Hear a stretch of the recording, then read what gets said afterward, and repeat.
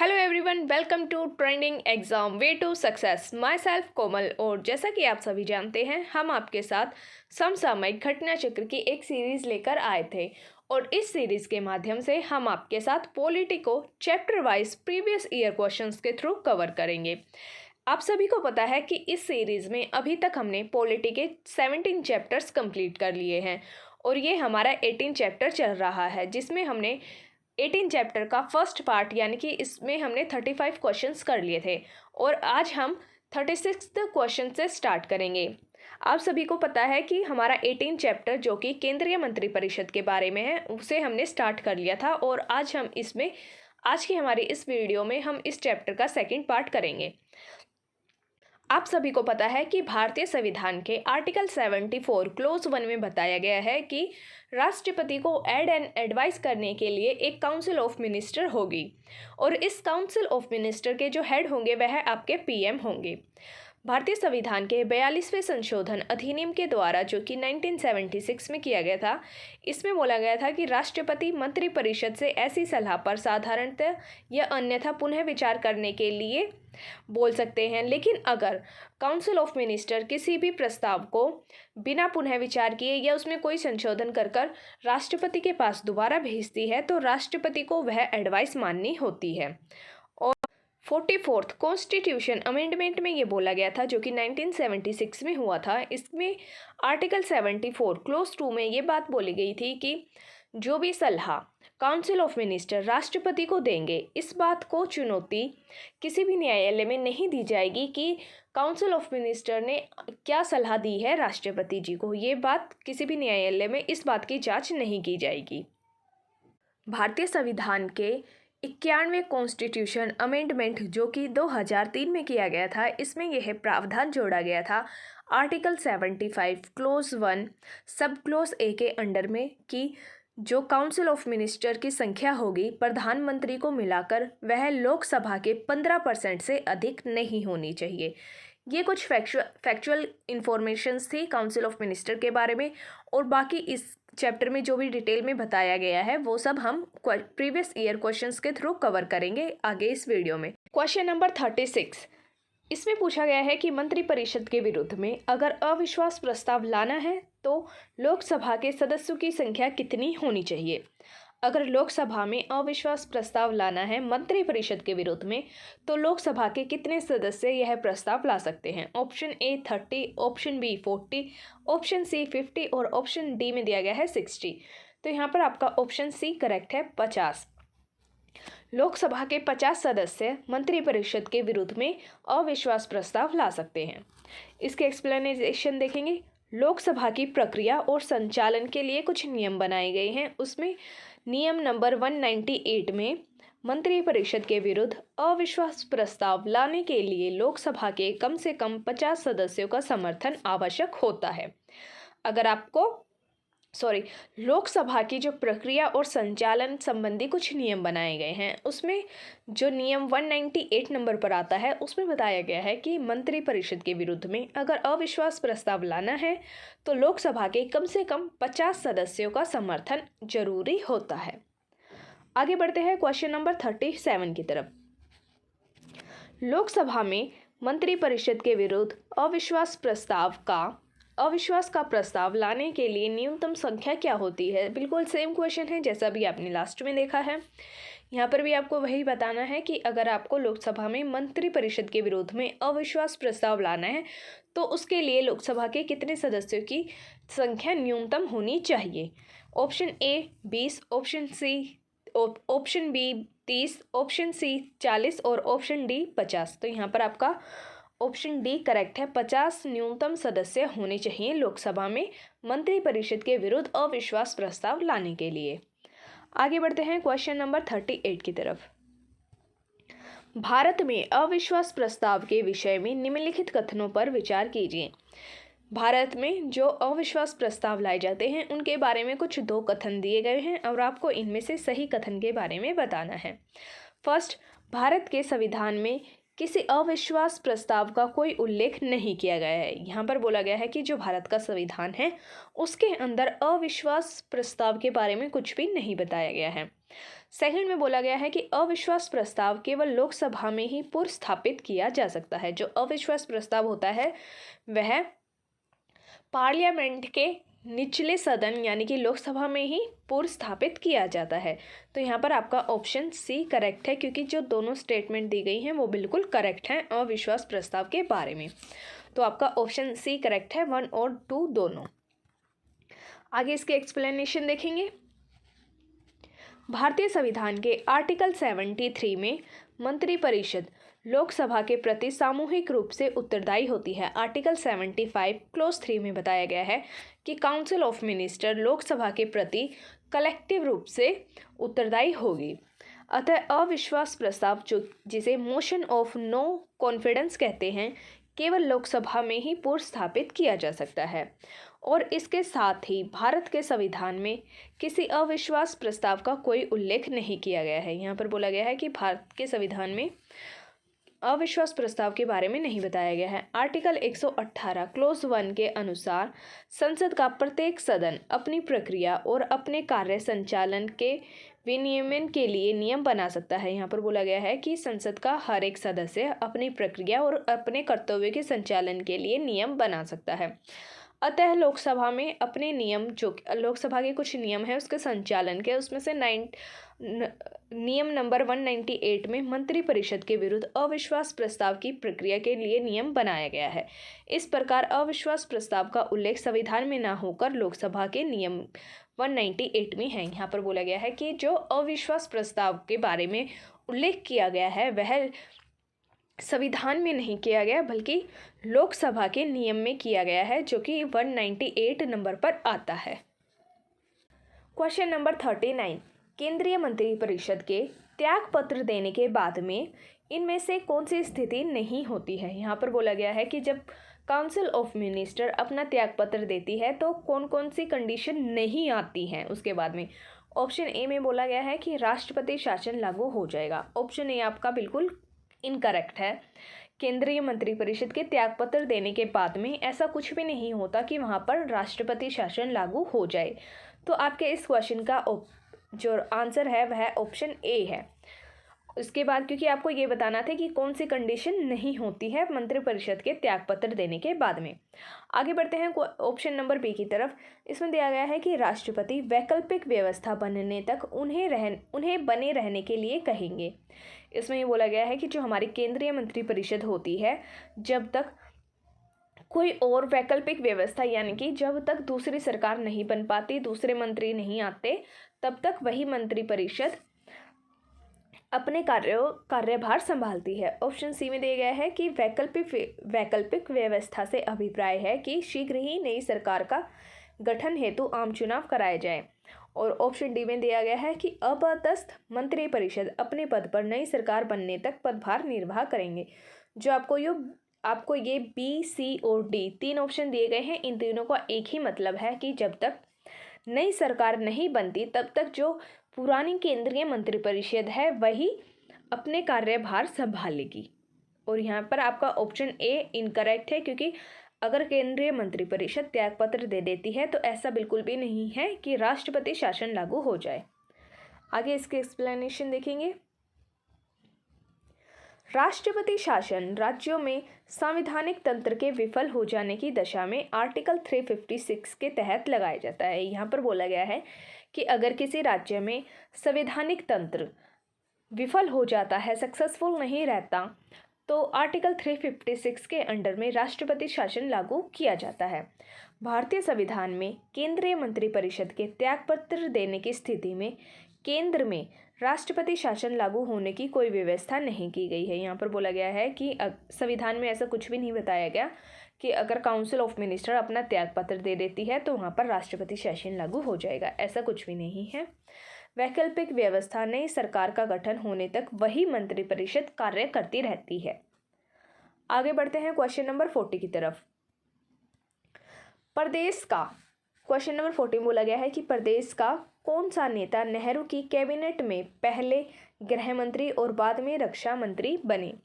यहाँ पर आपको बताना है कि कौन सी ऐसी पर्सनैलिटी है जो नेहरू की कैबिनेट में पहले तो होम मिनिस्टर थे, उसके बाद डिफेंस मिनिस्टर बने।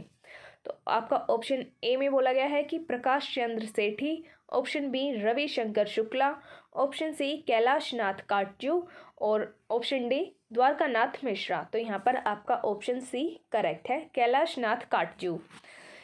कैलाश नाथ काटजू नेहरू की कैबिनेट में पहले होम मिनिस्टर थे और बाद में रक्षा मंत्री यानी कि डिफेंस मिनिस्टर बने। कैलाश नाथ काटजू नेहरू की कैबिनेट में 1951 में विधि मंत्री के रूप में शामिल हुए थे। विधि मंत्री के रूप में शामिल हुए थे तथा इसी वर्ष वे तीसरे गृह मंत्री बने और 1955 में उन्हें रक्षा मंत्री का पदभार भी सौंपा गया था। 1957 से 62 के दौरान मध्य प्रदेश के मुख्यमंत्री भी रहे हैं। तो कैलाश नाथ काटजू पहले विधि मंत्री के रूप में नेहरू की कैबिनेट में शामिल हुए थे 1951 में। इसके बाद वह तीसरे होम मिनिस्टर बने थे। फिर 1955 में उन्हें रक्षा मंत्री बनाया गया था और 1957 से 1962 तक वह एमपी यानी कि मध्य प्रदेश के मुख्यमंत्री भी रहे हैं। क्वेश्चन नंबर 41, यहाँ पर आपको बताना है कि फ्रीडम के बाद में जो आपके पहले फाइनेंस मिनिस्टर बने थे वह कौन थे। Option A Shri Gulzari Lal Nanda, option B Shri John Mathai, option C Shri Krishnamachari और ऑप्शन डी श्रीमती सरोजिनी नायडू। तो यहाँ पर आपको जो चार ऑप्शन दिए गए हैं चारों के चारों इनकरेक्ट हैं, क्योंकि इनमें से कोई भी प्रथम वित्त मंत्री नहीं थे। जो भारत के स्वतंत्र भारत के फ्रीडम के बाद में जो पहले वित्त मंत्री फाइनेंस मिनिस्टर बने थे वह थे आर.के. षणमुखम चेट्टी, जो कि 15 अगस्त 1947 से 17 अगस्त 1948 तक इस पोस्ट पर रहे थे। और इन्होंने पहला केंद्रीय बजट जो हमारा सेंट्रल बजट आता है वह 26 नवंबर 1947 को पेश किया था। इसके बाद इन्होंने 1948 में जॉन मथाई को फाइनेंस मिनिस्टर नियुक्त किया था। तो यहाँ पर आपका जो स्वतंत्र भारत के प्रथम वित्त मंत्री थे वह आर.के. षणमुखम चेट्टी जी थे। आगे बढ़ते हैं क्वेश्चन नंबर 42 की तरफ। यहाँ पे पूछा गया है कि भारत के स्वतंत्रता के बाद में प्रथम मंत्रिमंडल का कानून मंत्री कौन था। इसमें पूछा गया है कि जब फ्रीडम मिली थी, फ्रीडम के बाद में जो हमारी पहली मंत्रिमंडल थी उसमें कानून मंत्री कौन थे। Option A K M. Munshi, option B S P. Mukherjee, option C Baldev Singh और ऑप्शन डी बी.आर. अम्बेडकर। तो यहाँ पर आपका ऑप्शन डी करेक्ट है, बी.आर. अम्बेडकर जी पहली मंत्रिमंडल के कानून मंत्री बने थे। आगे इसके एक्सप्लेनेशन देखेंगे। स्वतंत्रता के बाद में डॉक्टर भीमराव अंबेडकर विधि यानी कि कानून मंत्री बने थे, जबकि अंतरिम सरकार 1946 में कानून मंत्री जोगेंद्र नाथ मंडल थे। स्वतंत्रता के बाद जो पहले विधि मंत्री कानून मंत्री थे वह डॉक्टर भीमराव अंबेडकर थे और इनके बाद में 1946 में कानून मंत्री जोगेंद्र नाथ मंडल थे। क्वेश्चन नंबर 43, निम्नलिखित में से किन लोगों का स्वतंत्र भारत के पहले मंत्रिमंडल 1947 का पोर्टफोलियो उनके अंतरिम सरकार 1946 के पोर्टफोलियो से भिन्न था। तो यहाँ पर आपको बताना है कि 1946 और 1947 में जो मंत्रिमंडल थे उनमें किन किन लोगों का पोर्टफोलियो अलग अलग था। फर्स्ट जगजीवन राम का, सेकंड डॉक्टर राजेंद्र प्रसाद का, थर्ड C.H. भाभा का और फोर्थ सरदार बलदेव सिंह का। तो यहाँ पर आपका ऑप्शन डी करेक्ट है, जिसमें दिया गया है ओनली थर्ड, यानी कि सिर्फ C.H. भाभा ऐसे थे जिनका दोनों ईयर में 1947 और 1946 में केंद्रीय मंत्रिमंडल में इनका अलग पोर्टफोलियो था। बाकी सबका सेम था, सिर्फ इनका अलग था। आगे बढ़ते हैं, इसके एक्सप्लेनेशन देखेंगे। व्यक्तियों का स्वतंत्र भारत के प्रथम मंत्रिमंडल 1947 में पोर्टफोलियो इस प्रकार था। यहाँ पर जो पर्सनैलिटीज़ दी गई हैं उनके पोर्टफोलियो 1947 में क्या थे। जगजीवन राम का श्रम और डॉक्टर राजेंद्र प्रसाद जो थे वो खाद्य मंत्री थे और खाद्य मंत्री और कृषि मंत्री थे। C.H. भाभा आपके वाणिज्य मंत्री थे और सरदार बलदेव सिंह रक्षा मंत्री थे। 1947 में जगजीवन राम श्रम मंत्री, डॉक्टर राजेंद्र प्रसाद खाद्य और कृषि मंत्री थे, C.H. भाभा वाणिज्य मंत्री और सरदार बलदेव सिंह रक्षा मंत्री थे। इसके बाद इन व्यक्तियों का पुनः गठित अंतरिम सरकार 1946 में जो पोर्टफोलियो था वह इस प्रकार है।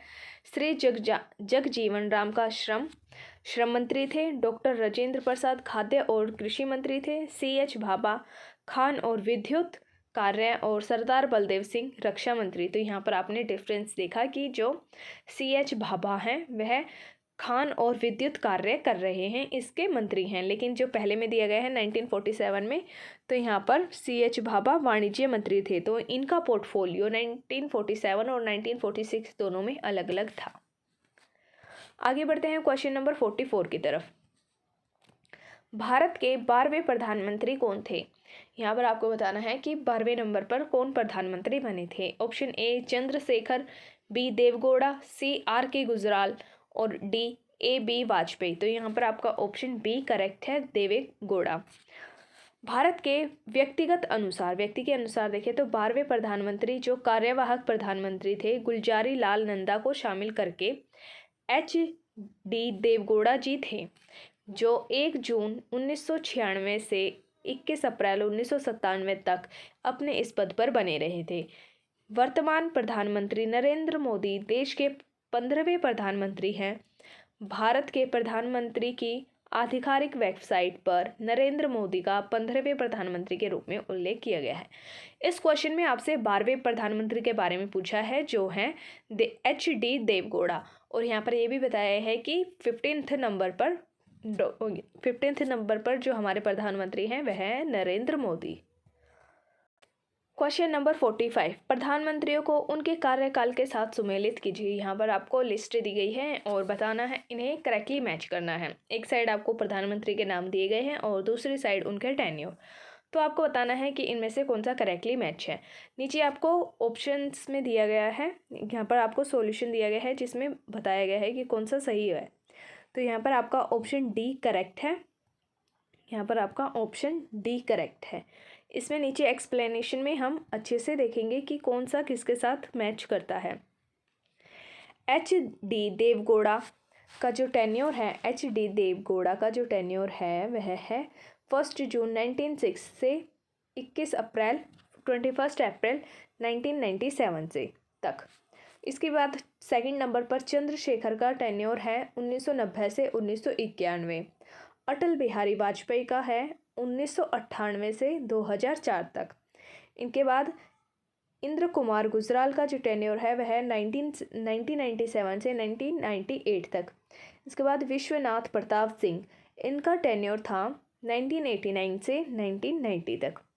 यहाँ पर अटल बिहारी वाजपेयी उपयुक्त अवधि के 16 मई 1946 से 1 जून 1946 की संक्षिप्त अवधि के लिए ही भी देश के प्रधानमंत्री रहे थे। यहाँ पर बोला गया है कि एक छोटे से टाइम 16 मई 1996 से 1 जून 1996 तक अटल बिहारी वाजपेयी भारत के प्रधानमंत्री के रूप में कार्य किया था। क्वेश्चन नंबर 46, निम्नलिखित में से कौन से एक बार से अधिक प्रधानमंत्री नियुक्त किए गए हैं। यहाँ पर पर्सनैलिटीज़ के नाम दिए गए हैं और आपको बताना है कि इनमें से कौन मोर देन 1 टाइम PM रहे हैं। First Jawaharlal Nehru, second Indira Gandhi, third Gulzari Lal Nanda और फोर्थ में दिया गया है अटल बिहारी वाजपेयी। तो यहाँ पर आपको जो चारों नाम दिए गए हैं वे सभी के सभी मोर देन 1 टाइम PM बने हैं। तो यहाँ पर आपका ऑप्शन डी करेक्ट है। उपयुक्त सभी के सभी एक बार से अधिक प्रधानमंत्री नियुक्त हुए हैं। दिए गए सभी एक से अधिक बार प्रधानमंत्री नियुक्त हुए हैं, जिनमें गुलजारी लाल नंदा 2 बार कार्यकारी प्रधानमंत्री के रूप में कार्य कर चुके हैं। जो गुलजारी लाल नंदा हैं वह कार्यकारी प्रधानमंत्री के रूप में 2 बार कार्य कर चुके हैं। आगे बढ़ते हैं क्वेश्चन नंबर 47 की तरफ। निम्नलिखित में से किनको अपने राजनीतिक जीवन में भारत के प्रधानमंत्री का पद एक बार से अधिक समयांतर के बाद सुशोभित किया गया है। यहाँ पर बोला गया है कि इनमें से कौन सी ऐसी पर्सनैलिटी है जिनको भारत के प्रधानमंत्री बनाया गया है एक से ज़्यादा बार, वो भी कुछ समय के बाद में। First Jawaharlal Nehru, second Lal Bahadur Shastri, third Gulzari Lal Nanda, fourth Indira Gandhi, fifth अटल बिहारी वाजपेयी। तो यहाँ पर आपका ऑप्शन सी करेक्ट है, जिसमें दिया गया है थर्ड, फोर्थ और फिफ्थ। थर्ड, फोर्थ और फिफ्थ, यानी कि गुलजारी लाल नंदा, इंदिरा गांधी और अटल बिहारी वाजपेयी को एक बार से ज़्यादा बार प्रधानमंत्री नियुक्त किया गया है, वो भी कुछ कुछ समय के बाद में। क्वेश्चन नंबर 47 की एक्सप्लेनेशन देखेंगे। यहाँ पर बोला गया है कि पंडित जवाहरलाल नेहरू के जो प्रधानमंत्री का टेन्योर था उसमें कोई भी गैप नहीं था। बाकी आगे जिनमें गैप था उनके नाम हैं गुलजारी लाल नंदा, जो पहली बार 27 मई 1964 में प्रधानमंत्री थे। पहली बार 1964 से 1964 तक प्रधानमंत्री रहे और दूसरी बार 11 जनवरी 1966 से 24 जनवरी 1996 तक रहे थे। 2 समय अंतराल में भारत के कार्यवाहक प्रधानमंत्री हुए हैं। इसके बाद इंदिरा गांधी 1966 और 1980 में और अटल बिहारी वाजपेयी पहली बार 1996 में और दूसरी बार 1998 में 2 बार कुछ समय के अंतराल के बाद पर भारत के प्रधानमंत्री नियुक्त हुए थे। आगे बढ़ते हैं क्वेश्चन नंबर 48। भारत के किस प्रधानमंत्री की नियुक्ति देश के बाहर हुई थी? इनमें से आपको बताना है कि कौन से ऐसे प्रधानमंत्री थे जो हमारे देश के बाहर एक्सपायर हुए थे। ए जवाहरलाल नेहरू, बी मोरारजी देसाई, सी लाल बहादुर शास्त्री और डी चरण सिंह। तो यहाँ पर आपका ऑप्शन सी करेक्ट है, लाल बहादुर शास्त्री भारत के ऐसे प्रधानमंत्री थे जिनकी मृत्यु देश के बाहर हुई थी। इसके एक्सप्लेनेशन देखेंगे। भारत के सेकंड प्रधानमंत्री लाल बहादुर शास्त्री जी की मृत्यु देश के बाहर ताशकंद, वर्तमान में जो उज्बेकिस्तान की राजधानी है, में 11 जनवरी 1996 को हुई थी। तो यहाँ पर आपको क्या बताया गया है कि जो लाल बहादुर शास्त्री थे वह भारत के सेकंड प्रधानमंत्री थे और इनकी मृत्यु ताशकंद में हुई थी, जो कि अब उज्बेकिस्तान की राजधानी है, और इनकी मृत्यु 11 जनवरी 1966 में हुई थी। आगे बढ़ते हैं क्वेश्चन नंबर 49 की तरफ। निम्नलिखित में से कौन भारत के प्रधानमंत्री बनने से पहले किसी भी राज्य के मुख्यमंत्री नहीं हैं? यहाँ पर बोला गया है कि ऐसे कौन से प्रधानमंत्री हैं जो पहले किसी भी राज्य के मुख्यमंत्री सीएम नहीं रहे हैं। A H D. Deve Gowda, B P V. Narasimha Rao, C Chandrashekhar और डी मोरारजी देसाई। तो यहाँ पर आपका ऑप्शन डी सी करेक्ट है, चंद्रशेखर। चंद्रशेखर प्रधानमंत्री बनने से पहले किसी भी राज्य के मुख्यमंत्री नहीं रहे हैं, जबकि एच.डी. देवेगौड़ा कर्नाटका के सीएम रहे हैं, पी.वी. नरसिम्हा राव आंध्र प्रदेश के सीएम रहे हैं और मोरारजी देसाई महाराष्ट्र के सीएम रह चुके हैं और चरण सिंह उत्तर प्रदेश के सीएम रह चुके हैं, लेकिन चंद्रशेखर किसी भी राज्य के सीएम नहीं थे प्रधानमंत्री बनने से पहले। क्वेश्चन नंबर 50, ये भी प्रीवियस क्वेश्चन की तरह बिल्कुल सेम है। यहाँ पर भी आपको यही बताना है कि भारत के प्रधानमंत्री बनने से पहले किसी राज्य के मुख्यमंत्री नहीं रहे हैं। यहाँ पर बताना है कि कौन सी ऐसी पर्सनैलिटी है जो पीएम बनने से पहले किसी भी राज्य के सीएम नहीं रहे हैं। Option A Morarji Desai, B Charan Singh, C P V. Narasimha Rao और डी में दिया गया है चंद्रशेखर। तो यहाँ पर आपका ऑप्शन डी करेक्ट है। चंद्रशेखर भारत के प्रधानमंत्री बनने से पहले किसी भी राज्य के मुख्यमंत्री नहीं रहे हैं। ओके, आगे बढ़ते हैं क्वेश्चन नंबर 51 की तरफ। निम्नलिखित में से कौन अपने प्रधानमंत्रित्व काल में लोकसभा के सदस्य थे? यहाँ पर पूछा गया है कि इनमें से कौन सी ऐसी पर्सनैलिटी है जो अपने प्रधानमंत्री के टेन्योर में लोकसभा के सदस्य भी रहे हैं। Option A Deve Gowda, B I K. Gujral, C Chandrashekhar और डी डॉक्टर मनमोहन सिंह। तो यहाँ पर आपका ऑप्शन सी करेक्ट है, चंद्रशेखर। देवगौड़ा, आई.के. गुजराल और डॉक्टर मनमोहन सिंह अपने प्रधानमंत्रित्व काल में लोकसभा के सदस्य नहीं बल्कि राज्यसभा के सदस्य थे, लेकिन चंद्रशेखर 10 नवंबर 1990 से 21 जून 1991 के बीच में भारत के प्रधानमंत्री रहे हैं और इस दौरान वे बलिया लोकसभा के निर्वाचन क्षेत्र से सांसद भी थे। नेक्स्ट क्वेश्चन देखते हैं, क्वेश्चन नंबर 52। भारत के प्रधानमंत्रियों में से कौन अपने कार्यकाल में संसद में कभी भी उपस्थित नहीं हुए हैं? यहाँ पर क्या पूछा गया है कि ऐसे कौन से प्रधानमंत्री थे जो अपने टेन्योर में संसद में कभी भी उपस्थित हुए ही नहीं थे। Option A Atal Bihari Vajpayee, B V P Singh, C Chandrashekhar और डी में दिया गया है चौधरी चरण सिंह। तो यहाँ पर आपका करेक्ट ऑप्शन डी है, चौधरी चरण सिंह अपने कार्यकाल में संसद में कभी भी उपस्थित नहीं हुए हैं जिस समय वह प्रधानमंत्री थे।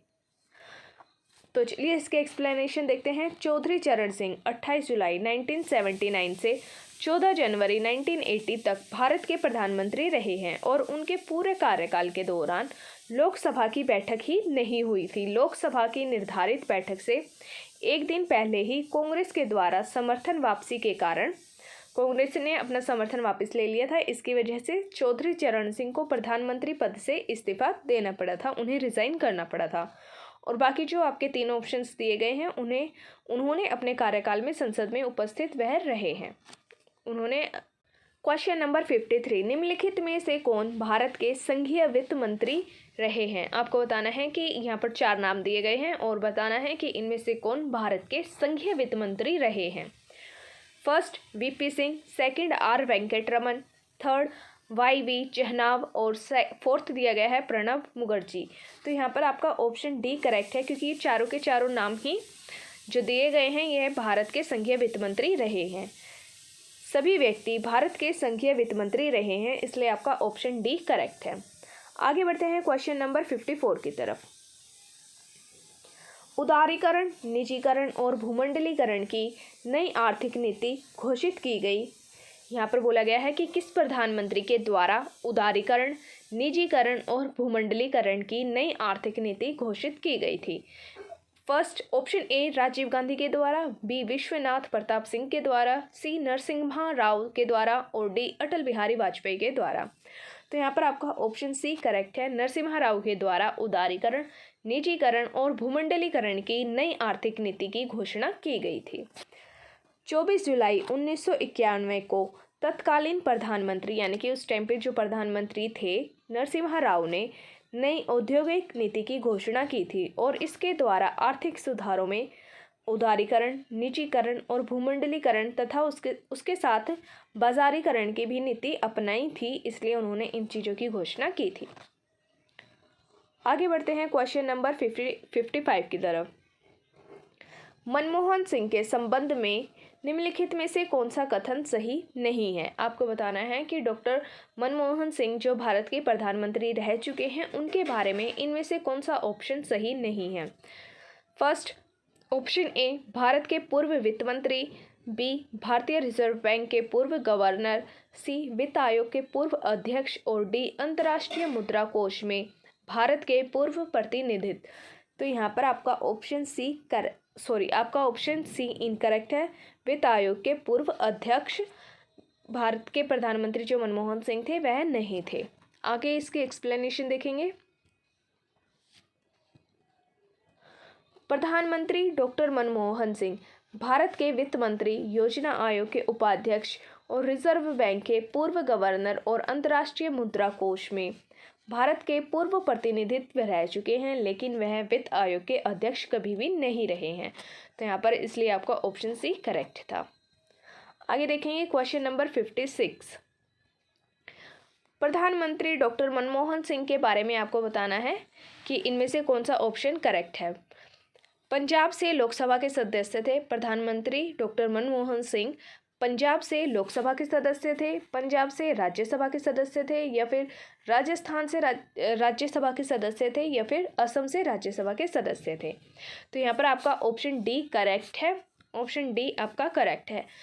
डॉक्टर मनमोहन सिंह जो कि भारत के प्रधानमंत्री थे वह असम राज्य से राज्यसभा के सदस्य थे।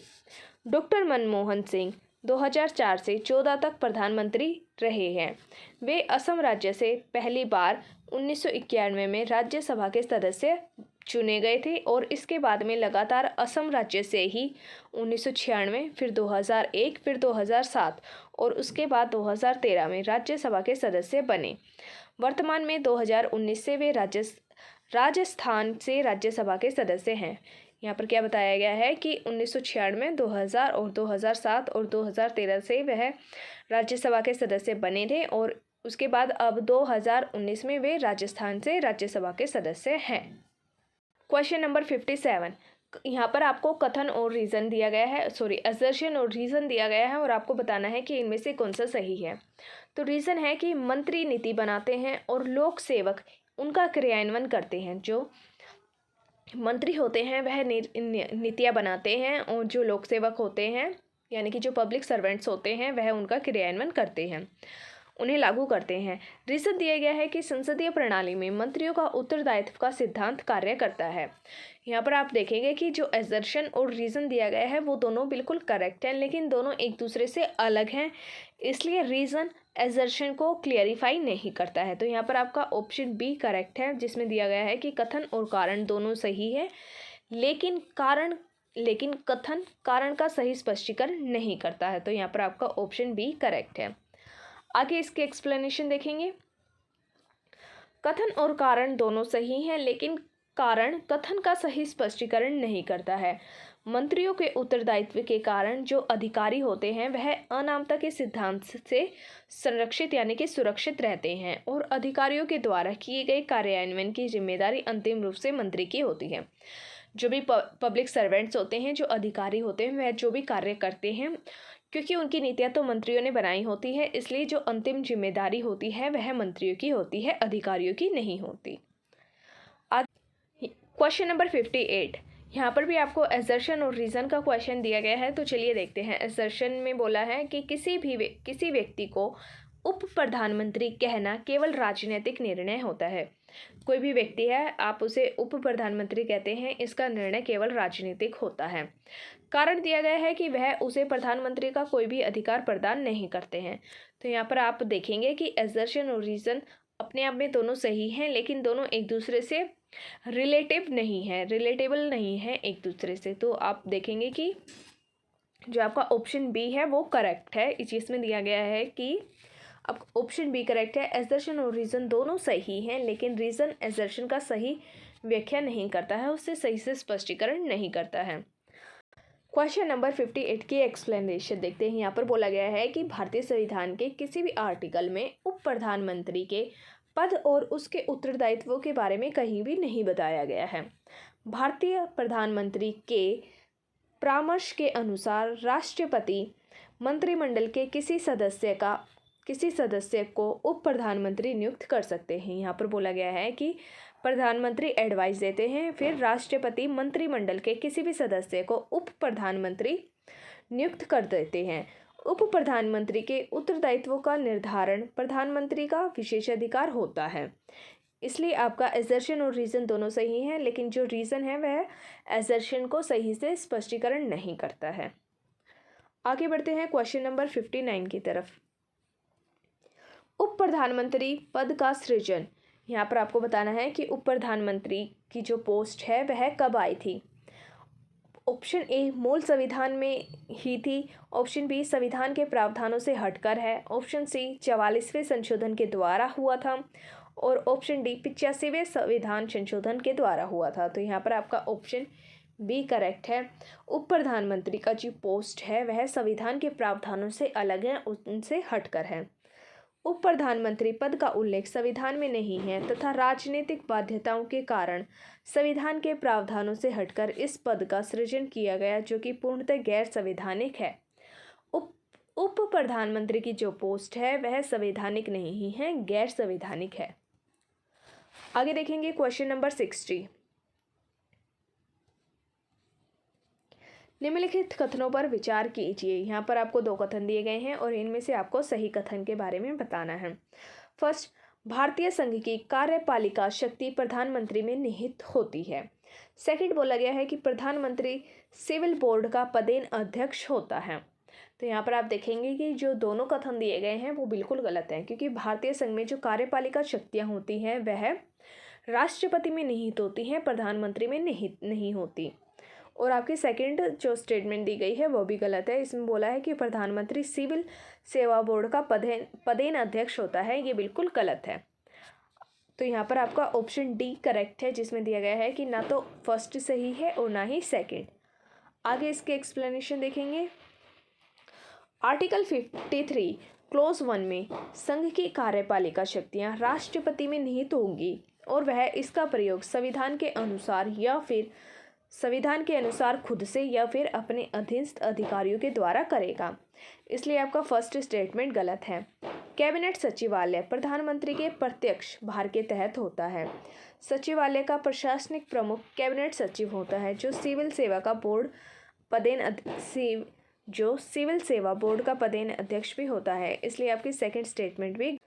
क्वेश्चन नंबर 61, यहाँ पर आपको सेंट्रल गवर्नमेंट के बारे में 2 कथन दिए गए हैं, स्टेटमेंट दी गई है और आपको बताना है कि इनमें से कौन सी स्टेटमेंट सेंट्रल गवर्नमेंट के बारे में सही है। फर्स्ट, भारत के संविधान में उपबंध है कि समस्त कैबिनेट मंत्री अनिवार्य रूप से केवल लोकसभा के ही आसीन सदस्य होंगे। तो जो आपकी फर्स्ट स्टेटमेंट है वो गलत है, क्योंकि जो कैबिनेट के मंत्री होते हैं वह राज्यसभा के सदस्य भी हो सकते हैं और संसद से बाहर के सदस्य भी हो सकते हैं। तो यहाँ पर आपको बोला गया था कि केवल लोकसभा के सदस्य होने चाहिए, लेकिन ऐसा नहीं है। तो आपकी फर्स्ट स्टेटमेंट गलत है। सेकंड में बोला गया है कि केंद्रीय कैबिनेट सचिवालय संसदीय कार्य मंत्रालय के निषेधाधीन कार्य करता है। तो आपकी सेकंड स्टेटमेंट भी गलत है, क्योंकि जो केंद्रीय कैबिनेट सचिवालय होता है वह डायरेक्ट प्रधानमंत्री के अंडर में कार्य करती है। तो यहाँ पर आप देखेंगे कि आपका ऑप्शन डी करेक्ट है, क्योंकि ना तो फर्स्ट स्टेटमेंट सही है और ना ही सेकंड स्टेटमेंट सही है, दोनों गलत है। आगे इसके एक्सप्लेनेशन देखेंगे। संविधान के आर्टिकल 75 क्लोज 3 में मंत्रिपरिषद लोकसभा के जो मंत्रिपरिषद होती है, काउंसिल ऑफ मिनिस्टर, वह लोकसभा के प्रति उत्तरदायी होती है। मंत्रीगण संसद के किसी भी सदन के सदस्य हो सकते हैं। जो कैबिनेट मंत्री होते हैं वह किसी भी संसद के सदस्य हो सकते हैं। आर्टिकल 75 क्लोज 5 में नियुक्त मंत्री को किसी भी सदन का सदस्य न होने पर 6 महीने के अंदर किसी भी सदन की सदस्यता लेनी होती है। आर्टिकल 75 क्लोज 5 में बोला गया है कि मंत्रिपरिषद का कोई भी सदस्य ऐसा है जो संसद के किसी भी सदन का सदस्य नहीं है, तो उसे 6 महीने के अंदर में सदस्यता लेनी होती है किसी न किसी सदन की। अन्यथा समावधि बीत जाने पर वह मंत्री नहीं रहता है। ये बोला गया है कि अगर 6 महीने कंप्लीट हो जाते हैं और फिर भी वह किसी भी सदन का सदस्य नहीं बनता है, तो उसके जो मंत्री का पद है वो हट जाता है, उनसे छीन लिया जाता है। केंद्रीय कैबिनेट सचिवालय सीधे प्रधानमंत्री के अधीन होता है। जो आपकी केंद्रीय कैबिनेट सचिवालय होती है वो डायरेक्ट प्रधानमंत्री के अंडर में होती है। इसका प्रशासनिक प्रमुख कैबिनेट सचिव होता है, जो सिविल सर्विसेज बोर्ड का पदेन अध्यक्ष भी होता है। इसलिए आपकी दोनों ही स्टेटमेंट आपकी गलत बताई गई। कैबिनेट समितियों से संबंधित निम्नलिखित कथनों को पढ़िए तथा सही विकल्प चुनिए। यहाँ पर आपको 1, 2, 3 और 4 स्टेटमेंट दी गई हैं और आपको इनमें से कैबिनेट समिति के बारे में बताना है कि कौन सी स्टेटमेंट सही है। फर्स्ट, संविधान में कैबिनेट समितियों का उल्लेख नहीं है। भारत का जो कॉन्स्टिट्यूशन है इसके अंदर कैबिनेट समितियों के बारे में नहीं बताया गया है।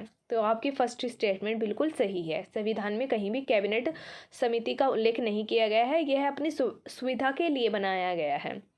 सेकंड, कैबिनेट समितियां प्रधानमंत्री के द्वारा समय की जरूरत एवं परिस्थिति की आवश्यकता को ध्यान में रखते हुए गठित की गई हैं। जैसा मैंने अभी आपको बताया, तो सेकंड स्टेटमेंट भी आपकी बिल्कुल सही है। अपनी सुविधा और ज़रूरतों के हिसाब से कैबिनेट समितियों का गठन किया गया है, इनका संविधान में उल्लेख नहीं है। थर्ड में बोला गया है कि यदि प्रधानमंत्री समिति के सदस्य हों तो वह आवश्यक नहीं है कि समिति के अध्यक्ष भी हों। तो आपकी थर्ड स्टेटमेंट है वो गलत है। फोर्थ में बोला गया है कि संसदीय मामलों की समिति के अध्यक्ष प्रधानमंत्री होते हैं।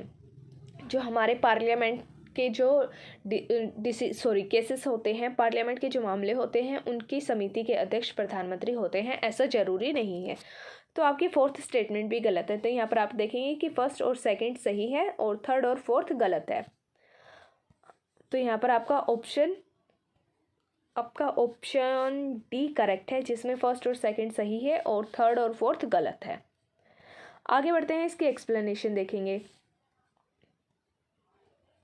संविधान में कैबिनेट समितियों का उल्लेख नहीं किया गया है। ये संविधान इतर निकाय हैं, यानी कि संविधान से अलग है। कार्य संचालन और नियमों के तहत इनका गठन प्रधानमंत्री के द्वारा समय की जरूरतों और परिस्थितियों की आवश्यकताओं को ध्यान में रखते हुए किया गया है। तो आपकी फर्स्ट और सेकंड स्टेटमेंट सही है। कैबिनेट समिति का सदस्य प्रधानमंत्री होने पर उसकी अध्यक्षता प्रधानमंत्री के द्वारा की जाती है। यहाँ पर बोला गया है कि कैबिनेट समिति के जो सदस्य होते कैबिनेट समिति का सदस्य होने पर उसकी अध्यक्षता भी प्रधानमंत्री ही करते हैं। कोई अन्य मंत्री कैबिनेट समिति का अध्यक्ष तभी होता है यदि प्रधानमंत्री उस समिति में शामिल ना हो। संसदीय मामलों की कैबिनेट समिति के प्रधानमंत्री सदस्य नहीं होते हैं। जो हमारी संसदीय मामलों की कैबिनेट समिति होती है उसके सदस्य प्रधानमंत्री नहीं होते हैं और इसकी अध्यक्षता वर्तमान में 2019 से हुए पुनः गठन के तहत रक्षा मंत्री के द्वारा की जाती है, डिफेंस मिनिस्टर के द्वारा की जाती है। इसलिए आपकी थर्ड और फोर्थ स्टेटमेंट गलत है। क्वेश्चन नंबर 63, यहाँ पर आपको बताना है कि केंद्र सरकार में उच्चतम नागरिक सेवा अधिकारी कौन होते हैं। केंद्र सरकार जो होती है उसके अंदर उच्चतम सबसे ऊंचा नागरिक सेवा अधिकारी कौन होता है। ऑप्शन ए भारत का महान्यायवादी, बी मंत्रिमंडल सचिव, सी गृह सचिव, डी वित्त सचिव और ई में दिया गया है कि उपयुक्त में से कोई भी नहीं या फिर एक से अधिक। तो यहाँ पर आपका ऑप्शन बी करेक्ट है। ऑप्शन बी करेक्ट है। मंत्रिमंडल सचिव उच्च नागरिक सेवा के अधिकारी होते हैं। केंद्र सरकार में उच्च नागरिक सेवा अधिकारी मंत्रिमंडल कैबिनेट सचिव होता है। तो यहाँ पर आपका ऑप्शन बी करेक्ट है। आगे बढ़ते हैं क्वेश्चन नंबर 64। निम्नलिखित संविधान संशोधनों में से कौन सा एक बताता है कि मंत्रिमंडल में कुल मंत्रियों की संख्या प्रधानमंत्री को शामिल करके लोकसभा के सदस्यों की कुल संख्या के 15% से अधिक नहीं होगी। इसमें बोला गया है कि किस कॉन्स्टिट्यूशन अमेंडमेंट में ये बोला गया है कि जो हमारी काउंसिल ऑफ मिनिस्टर ये मंत्रिमंडल होती है इसमें जो कुल मंत्रियों की संख्या होती है और प्रधानमंत्री को मिलाकर तो इनकी संख्या लोकसभा के सदस्यों की संख्या से 15% से अधिक नहीं होनी चाहिए। ये किस कॉन्स्टिट्यूशन अमेंडमेंट में बोला गया है। कॉन्स्टिट्यूशन अमेंडमेंट 90, 91, 92 या फिर 93। तो यहाँ पर आपका ऑप्शन बी करेक्ट है, 91। कॉन्स्टिट्यूशन अमेंडमेंट 91 में बोला गया है कि मंत्रिमंडल में प्रधानमंत्री को मिलाकर कुल मंत्रियों की संख्या लोकसभा के सदस्यों की कुल संख्या से 15% से ज़्यादा नहीं होनी चाहिए। 51वें संविधान संशोधन अधिनियम जो कि 2003 में किया गया था, इसके द्वारा संविधान के आर्टिकल 75 में एक नया पार्ट जोड़ा गया था, क्लोज 1 सब क्लोज ए जोड़कर ये प्रावधान बनाया गया कि मंत्रिपरिषद में प्रधानमंत्री सहित मंत्रियों की कुल संख्या लोकसभा के कुल सदस्यों की संख्या से 15% से अधिक नहीं होनी चाहिए। ओके, आगे देखेंगे क्वेश्चन नंबर 65। निम्नलिखित में से किस संवैधानिक संशोधन अधिनियम के द्वारा मंत्रिपरिषद की संख्या लोकसभा के कुल सदस्यों के 15% की सीमा तक निर्धारित की गई है। बिल्कुल सेम क्वेश्चन है जैसा भी आपने लास्ट में देखा था। तो इसका आंसर है ऑप्शन सी। 51वां संवैधानिक संशोधन अधिनियम 2003 के द्वारा ये बोला गया था कि जो आपकी मंत्रिपरिषद होती है इसमें प्रधानमंत्री को मिलाकर लोकसभा के कुल सदस्यों की 15% से ज़्यादा नहीं होनी चाहिए। ओके, आगे बढ़ते हैं क्वेश्चन नंबर 66 की तरफ।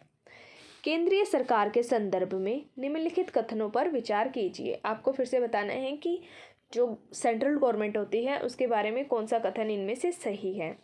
फर्स्ट, 15 अगस्त 1947 को केंद्र में मंत्रालयों की संख्या 18 थी। तो जो आपकी फर्स्ट स्टेटमेंट है वो बिल्कुल सही है। 15 अगस्त 1947 को केंद्र में जो मंत्रालय थे, सेंट्रल गवर्नमेंट में जो भी मंत्रालय थे, मिनिस्ट्रीज थी, उनकी संख्या 18 थी। ये स्टेटमेंट आपकी बिल्कुल सही है। सेकंड में बोला गया है कि वर्तमान में केंद्र में मंत्रालयों की संख्या 36 है। तो आपकी जो सेकंड स्टेटमेंट है वो गलत है, इसलिए आपका ऑप्शन ए करेक्ट होगा जिसमें दिया गया है कि ओनली 1। फर्स्ट स्टेटमेंट आपकी सही है, सेकंड गलत है। 15 अगस्त 1947 को केंद्र में जो मंत्रालय थे, मिनिस्ट्रीज थी, उनकी संख्या 18 थी और अब वर्तमान में इनकी संख्या 51 हो गई है। और यहाँ पर आपको दिया गया था कि 36, वो गलत है। अभी वर्तमान में एट प्रेजेंट 51 मिनिस्ट्रीज हैं। Question number 67। निम्नलिखित में से कौन सा आधिकारिक दस्तावेज भारत से संबंधित है। यहाँ पर आपको कुछ डॉक्यूमेंट्स के नाम दिए गए हैं और इनमें से बताना है कि कौन सा भारत से संबंधित है, इंडिया से रिलेटेड है। तो जो आधिकारिक दस्तावेज होता है यह भारत सरकार के द्वारा जारी किया जाता है। तो इस दस्तावेज का नाम है ऑप्शन ए हरित पत्र, बी श्वेत पत्र, सी पीत पुस्तिका और डी नीली पुस्तिका। तो यहाँ पर आपका ऑप्शन बी करेक्ट है, श्वेत पत्र। श्वेत पत्र एक आधिकारिक दस्तावेज होता है जो गवर्नमेंट ऑफ इंडिया के द्वारा जारी किया जाता है। तो यहाँ पर आपका ऑप्शन बी करेक्ट है। भारत में सरकार के द्वारा या फिर उसके किसी भी मंत्रालय के द्वारा किसी विषय पर विस्तृत और आधिकारिक विवरण श्वेत पत्र, जिसे व्हाइट पेपर कहते हैं, के रूप में जारी किया जाता है। तो भारत में एक आधिकारिक दस्तावेज होता है जिसे श्वेत पत्र कहते हैं और यह भारत सरकार के द्वारा या फिर भारत सरकार की किसी मिनिस्ट्री के द्वारा जारी किया जाता है। आगे बढ़ते हैं क्वेश्चन नंबर 68। संघीय मंत्रिमंडल का पुनः गठन किसकी रिपोर्ट पर आधारित था। जो संघीय मंत्रिमंडल थी इसका पुनः गठन किसकी रिपोर्ट पर आधारित था, किन्होंने रिपोर्ट पेश की थी और उसके आधार पर संघीय मंत्रिमंडल का पुनः गठन किया गया था। A Gopalaswami Ayyangar, B K M Munshi, C T T Krishnamachari और डी बी सी राय। तो यहाँ पर आपका ऑप्शन ए करेक्ट है, गोपाल स्वामी अयंगर।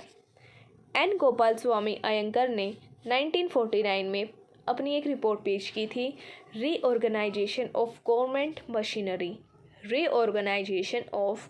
मशीनरी।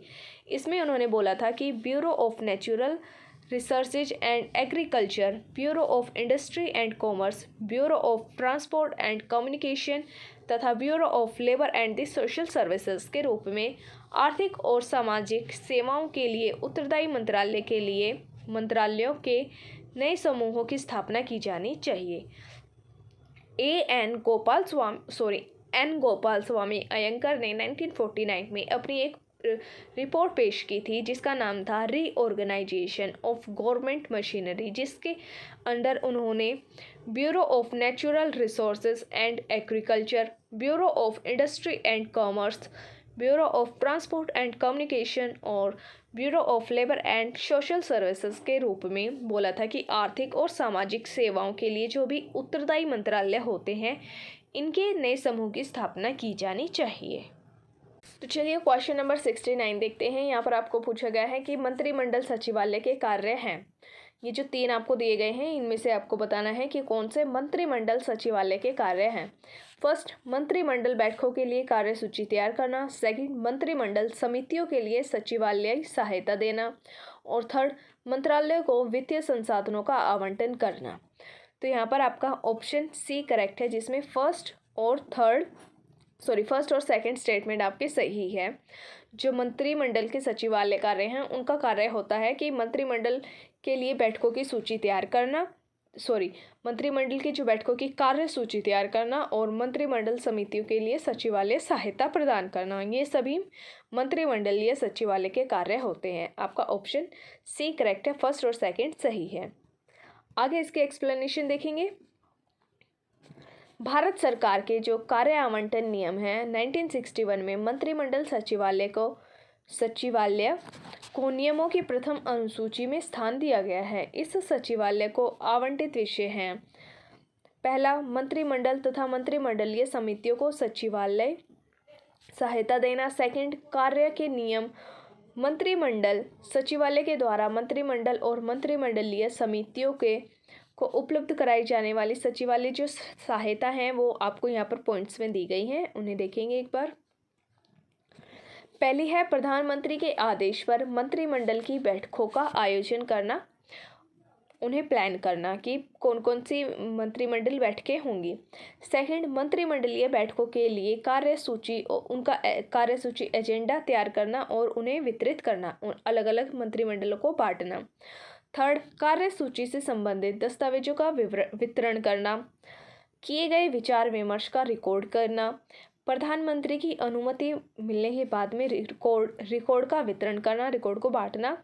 और सिक्स्थ, मंत्रिमंडल के द्वारा लिए गए निर्णयों का क्रियान्वयन की निगरानी करना। जो मंत्रिमंडल में जो भी डिसीजंस लिए हैं वह सही से लागू हो रहे हैं, उनका क्रियान्वयन सही से हो रहा है या नहीं, इस पर निगरानी रखना। आगे देखते हैं question number 70। Council of scientific and industrial research का अध्यक्ष कौन है? यहाँ पर पूछा गया है कि जो आपकी council of scientific and industrial research है, इसके अध्यक्ष कौन है? ऑप्शन ए भारत के राष्ट्रपति, बी भारत के उपराष्ट्रपति, सी भारत के प्रधानमंत्री, D union minister of science and technology. तो यहाँ पर आपका ऑप्शन सी करेक्ट है, भारत के प्रधानमंत्री। वैज्ञानिक और औद्योगिक अनुसंधान परिषद council of scientific and industrial research के जो पदेन अध्यक्ष हैं वह भारत के प्रधानमंत्री होते हैं, जबकि केंद्रीय विज्ञान एवं प्रौद्योगिकी मंत्री के पदेन अध्यक्ष उपाध्यक्ष होते हैं। तो यहाँ पर आपसे पूछा गया था कि council of scientific and industrial research के अध्यक्ष कौन है, तो वह भारत के प्रधानमंत्री होते हैं। आगे देखेंगे क्वेश्चन नंबर 71। राष्ट्रीय सुरक्षा समिति का प्रधान कौन होता है? जो हमारी राष्ट्रीय सुरक्षा समिति होती है, इसके प्रधान कौन होते हैं? ए गृह मंत्री, बी प्रधानमंत्री, सी राष्ट्रपति, डी उपराष्ट्रपति। तो यहाँ पर आपका ऑप्शन बी करेक्ट है, प्रधानमंत्री राष्ट्रीय सुरक्षा समिति के प्रधान होते हैं। राष्ट्रीय सुरक्षा समिति के प्रधान या फिर अध्यक्ष प्रधानमंत्री होते हैं। आगे बढ़ते हैं क्वेश्चन नंबर 72 की तरफ। स्वतंत्र भारत में पहली बार संसदीय सचिव का पद किस वर्ष सृजित किया गया था? यहाँ पर बोला गया है कि देश आज़ाद होने के बाद, स्वतंत्रता मिलने के बाद भारत में पहली बार संसदीय सचिव का जो पद था वह किस ईयर में सृजित किया गया था? ए 1951, बी 1952, सी 1957 और डी 1962। तो यहाँ पर आपका ऑप्शन ए करेक्ट है, 1951। स्वतंत्र भारत में पहली बार संसदीय सचिव का पद 1951 में सृजित किया गया था। संसदीय सचिव एक उच्च रैंकिंग सरकारी पद है। जो आपका संसदीय सचिव पोस्ट होती है वह एक हाई रैंक होती है और संसदीय सचिवों की नियुक्ति भारत के प्रधानमंत्री के द्वारा की जाती है। संसदीय सचिवों का जो प्रमुख कार्य होता है वह है कैबिनेट मंत्रियों और मंत्री की सहायता करना। जो आपकी संसदीय सचिव होता है, इसका जो मेन काम होता है वो है कैबिनेट मंत्रियों और प्रधानमंत्री की सहायता करना, उन्हें हेल्प करना। Question number 73। यहाँ पर आपको बताना है कि कौन सा करेक्टली मैच नहीं है। एक तरफ आपको उनके कुछ पर्सनैलिटीज़ के नाम दिए गए हैं और दूसरी साइड उनका जो समाधि के स्थान था उसके बारे में बताया गया है। तो आपको बताना है कि कौन सा सही से मैच नहीं है। JL नेहरू मतलब जवाहरलाल नेहरू शांतिवन, LB शास्त्री विजय घाट, इंदिरा गांधी शक्ति स्थल और राजीव गांधी कर्मभूमि। तो यहाँ पर आप देखेंगे कि जो ऑप्शन डी में दिया गया है राजीव गांधी, इनकी मृत्यु का जो स्थान था वह कर्मभूमि लिखा गया है, लेकिन ये गलत है। तो आपका जो इनकरेक्ट मैच है वो ऑप्शन डी है। राजीव गांधी की समाधि स्थल वीर भूमि है, ना कि कर्मभूमि। जो राजीव गांधी का समाधि स्थल है वह वीर भूमि है, कर्मभूमि नहीं है। तो आपका ऑप्शन डी इनकरेक्टली मैच है। कर्मभूमि समाधि स्थल भारत के पूर्व राष्ट्रपति शंकर दयाल शर्मा की है। जो आपको यहाँ पर ऑप्शन में दिया गया था कि कर्मभूमि, यह भारत के जो पहले राष्ट्रपति रह चुके हैं शंकर दयाल शर्मा, इनकी समाधि का स्थान है। राजीव गांधी की समाधि का स्थान नहीं है। आगे बढ़ते हैं क्वेश्चन नंबर 74। जय जवान जय किसान का नारा किसने दिया था? ए जवाहरलाल नेहरू ने, बी लाल बहादुर शास्त्री ने। तो यहाँ पर आपका ऑप्शन बी करेक्ट है। जय जवान जय किसान का नारा लाल बहादुर शास्त्री जी ने दिया था। आगे इसके एक्सप्लेनेशन देखेंगे। जय जवान जय किसान का नारा भारत के सेकंड प्रधानमंत्री जो रहे हैं 1964 से 1966 तक लाल बहादुर शास्त्री ने भारत पाक युद्ध के टाइम में 1965 में दिया था। जय जवान जय किसान का नारा लाल बहादुर शास्त्री जी ने दिया था 1965 में। तो चलिए दोस्तों, आज की ये वीडियो हमारे यहीं पर फिनिश होती है। ये चैप्टर में इतने ही क्वेश्चंस थे जिन्हें हमने 2 पार्ट्स में डिवाइड कर पढ़ा है। अगर आपको इस चैप्टर में कोई भी डाउट आता है, कोई भी प्रॉब्लम होती है, तो आप उसे कमेंट बॉक्स में पूछ सकते हैं। और अगर आपको ये वीडियो अच्छा लगा हो, चैप्टर अच्छे समझ में आया हो, तो प्लीज़ इस वीडियो को लाइक करें, शेयर करें। Thank you.